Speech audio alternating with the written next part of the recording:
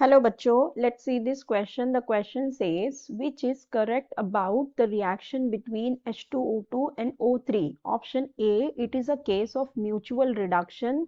B, O3 will oxidize H2O2 into O2. C, it is not a redox reaction. And D, H2O2 being a strong oxidizing agent will decompose ozone into oxygen. So यहाँ पे हमें इस question में ये पूछा गया है कि करेक्ट स्टेटमेंट हमें बताना है about the reaction between H2A2 and O3। ठीक है, तो हाइड्रोजन पेरोक्साइड और ओजोन के बीच की रिएक्शन के बीच का अपने को बताना, इनमें से कौन सा स्टेटमेंट करेक्ट होगा। तो सबसे पहले हम रिएक्शन को देख लेते हैं कि इनके बीच रिएक्शन होती क्या है। हाइड्रोजन पेरोक्साइड ओजोन के साथ जब रिएक्ट करता है तो ये फॉर्म करता है वाटर एंड प्लस ये हमें देता है ऑक्सीजन O2। ठीक है, तो अब यहाँ पे अगर रिएक्शन को देखें तो यहाँ पे 2O2 बनेगा। अब ये हो गई रिएक्शन बैलेंस। ठीक है, अब देखो अगर हम इस रिएक्शन को देखें तो इस रिएक्शन में हो क्या रहा है। यहाँ पे जो ऑक्सीजन है, यहाँ पे ये -1 की ऑक्सीडेशन स्टेट में। ठीक है, अब ये -1 से जा कहाँ रहा है, यहाँ पे 0 की ऑक्सीडेशन स्टेट में जा रहा है। यहाँ ऑक्सीजन अपने एलिमेंटल फॉर्म में है तो यहाँ इसकी ऑक्सीडेशन स्टेट क्या हो गई, 0 हो गई। तो ऑक्सीडेशन नंबर इंक्रीज हुआ, मतलब यहाँ पे क्या हो रहा है, ऑक्सीडेशन हो रहा है। ठीक है, यहाँ हो रहा है ऑक्सीडेशन। अब यहाँ पे बात करें तो यहाँ O3 से यहाँ बन रहा है H2O।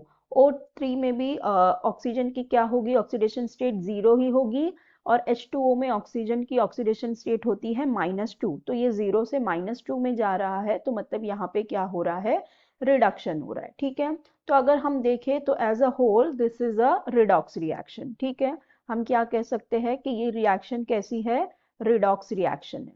ठीक है, ये रिएक्शन रिडॉक्स रिएक्शन है। फिर नेक्स्ट हम क्या कह सकते हैं कि देखो यहाँ पे हो क्या रहा है, ओजोन जो है वो क्या कर रहा है, अपने आप को रिड्यूस कर रहा है। ठीक है, अपने आप को रिड्यूस कर रहा है, H2O2 को ऑक्सीडाइज कर रहा है। इसका क्या मतलब हुआ कि जो हमारा ओजोन है O3, ये है, it is a oxidizing agent. ठीक है, ये क्या होता है, एक बहुत ही अच्छा ऑक्सीडाइजिंग एजेंट होता है, खुद को रिड्यूस करता है और दूसरों को ऑक्सीडाइज करता है। ठीक है, अब और क्या हो रहा है, O3 का रिडक्शन हो रहा है, ये तो हमने देख लिया, और H2O2 का ऑक्सीडेशन हो रहा है। ठीक है, अब स्टेटमेंट्स को देखते हैं, फिर उसके साथ साथ देखते हैं क्या होगा।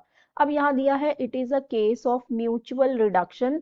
तो ये स्टेटमेंट तो बिल्कुल ही रॉन्ग है, क्योंकि यहाँ पे म्यूचुअल रिडक्शन नहीं हो रहा है, यहाँ पे ऑक्सीडेशन और रिडक्शन दोनों हो रहा है। तो इसका मतलब ये रिडॉक्स रिएक्शन हो रही है, यहाँ पे सिर्फ म्यूचुअल रिडक्शन नहीं हो रही। ठीक है, ऑक्सीडेशन भी हो रहा है और रिडक्शन भी हो रहा है। नेक्स्ट में दिया है हमें O3 will oxidize H2O2 into O2। ठीक है, मतलब O3 ऑक्सीडाइज करेगा हाइड्रोजन पेरोक्साइड को O2 में। तो देखो O3 खुद रिड्यूस हो रहा है और ऑक्सीडाइज कर रहा है किसको, H2O2 को O2 में। तो इसका मतलब ये स्टेटमेंट हमारी बिल्कुल करेक्ट है। ठीक है, फिर दिया हुआ है it is not a redox reaction. तो ये तो बिल्कुल ही रॉन्ग हो गया, क्योंकि रिएक्शन तो क्लियरली हमें दिख रही है कि रिडॉक्स रिएक्शन है। फिर हमें दिया हुआ है H2O2 being a stronger oxidizing agent will decompose ozone into oxygen। तो देखो यहाँ पे क्या कह रहा है कि जो H2O2 है ये स्ट्रॉन्ग ऑक्सीडाइजिंग एजेंट का काम कर रहा है और ओजोन को डिकम्पोज कर रहा है। तो ये रॉन्ग हो गया, क्योंकि ओजोन अपने आप को क्या कर रहा है, ओजोन का ऑक्सीडेशन हो रहा है। तो वो क्यों हो रहा है, क्योंकि ozone is acting as a oxidizing agent and it is oxidizing H2O2 into O2। ठीक है, तो ये वाली स्टेटमेंट भी बिल्कुल रॉन्ग हो गई। सो हमारी करेक्ट स्टेटमेंट कौन सी हो जाएगी, statement B, which is O3 will oxidize H2O2 into O2। So I hope you understood it well. Best of luck. Thank you.